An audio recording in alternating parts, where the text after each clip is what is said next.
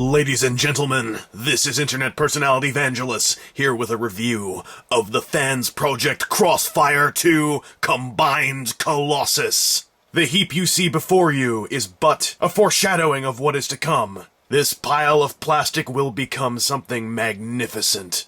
So let's begin the journey by looking at some cardboard. The packaging is quite nicely done. Fansproject is getting really good at this. Note that everything that isn't in the box is blacked out, much like in the G3 trailer, or the City Commander instructions. It's a great way to avoid showing off product that isn't yours, but in the copious instruction book that each guy comes with, that actually has a pretty cool bit of fiction in the front, you'll notice that when you get to the instructions, it's all photo style, and it's photo style with pictures of toys that are not in the box. It seems that Fansproject has figured out that they can actually show some of this stuff, because this is a lot more daring, especially here, than their previous instructions have been to date. Vortex, or any helicopter version of the Bruticus Maximus Limb Scouts, can receive a pair of missile blocks, which peg a little precariously into the sides of his helicopter mode, as well as a pair of underslung grenade launchers. The end result is a really kitted out heavy attack chopper. Aesthetically, I actually really dig how this looks, even though you have to put the legs up here where they don't really lock into anything. The upside of this is that the legs have such a shape to them that they don't look entirely unnatural up there, and that's the important thing. I am way into this vehicle upgrade and think it turned out very well, even if you do have to kludge the transformation a little bit. Propeller spins. Yay! In the case of Brawl or Blight or whoever it is that you decide to use in terms of the tank limbs, you stick a pair of guns on top. That's really it. Thus, the tank is now a tank with guns on top of its guns. And that's it. This is admittedly a little bit underwhelming, but at the same time, what else were they gonna do? This dude was already a tank, so now he's just a tank with more gun. On the bright side, that means that if you decide to use these guns on Munitioner or Explorer in vehicle mode, then you're not really losing out on much on this guy, because he's still a tank. Onslaught is a far more complicated beast than Brawl. Aside from somewhat transforming his missile rack down into an extension on the vehicle mode, you then add a pile of parts. While the rear connections are extremely solid, the finger cannons peg on so tightly they actually can scratch the purple paint on his kneecaps. And getting the pelvis to plug into the back of the double-barreled cannon can be a task if you don't know exactly how to push the plastic. But it does clip solidly to the roof of the vehicle mode, and when you're done, good lord, this thing looks nothing like a tiny deluxe toy. This thing has a ratcheting double-barreled cannon, which can be aimed up or down, with another machine gun on the side just because it can.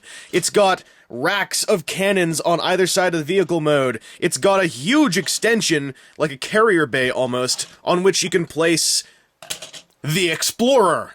Which, by the way, is a great place to put him if you don't feel like arming him up, but also don't want him to look really unarmed next to all the other vehicle modes. The sheer length and power of this thing is damn cool. I mean, aesthetically, this won't do it for everybody. It is a vehicle that's been stretched, grown, and then had guns plastered all over it. If that's not your thing, then definitely this won't work for you. But ludicrous amounts of armament really does scratch my itch just right. So I am way into how Onslaught's vehicle mode was updated here. Him and the helicopter, Vortex, the purple one, whichever one you want, Swindle even if you like, definitely benefit from the vehicle mode upgrades. The sheer terrifying and intimidating vehicular force of the upgraded Colossus team is a lovely sight to behold. Though it has been said that Munitioner and Explorer do look a little bit underwhelming compared to the rest of them. I can kind of see that, though I think Explorer is fine back here. If you really, really gotta even out the gun spread slightly to make Munitioner get included in on the fun. There. Was that so hard? You really can use your imagination to spread the guns out as much as you want. The stuff in the instructions, that's just what's intended and suggested. There's also a launch base mode for Onslaught that involves removing several of his weapons and reconfiguring just a few parts here and there. It's reminiscent of the Scramble City Torso Robot base mode, and it's a pretty decent effort. The silhouette is there, but some of the construction is not quite. While the wheeled side pieces plug into place, the pelvis component that holds Explorer in place just kind of sits there, as does Explorer. The robot modes of the existing Colossus team members also get some upgrades. Vortex's missile banks move up onto his shoulders, and he receives 2 new handheld weapons.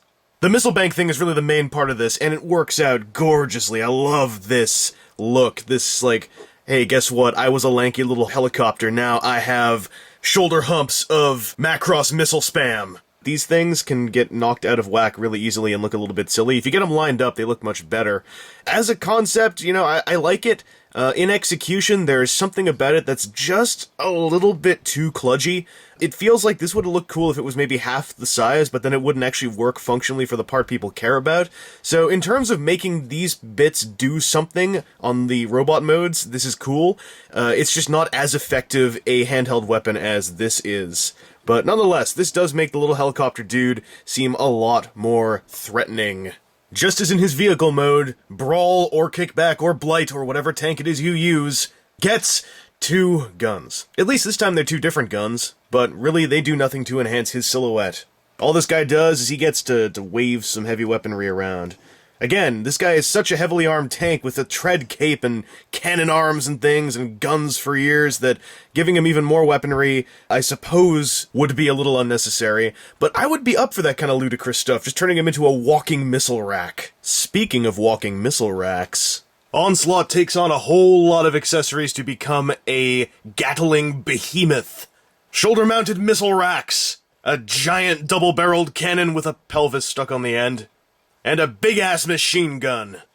However, this is also one of the more unfortunate combinations because it's an amazing silhouette. It's even got this cool feature where you can flip up the shoulders to reveal some Macross missile spam, which I do love.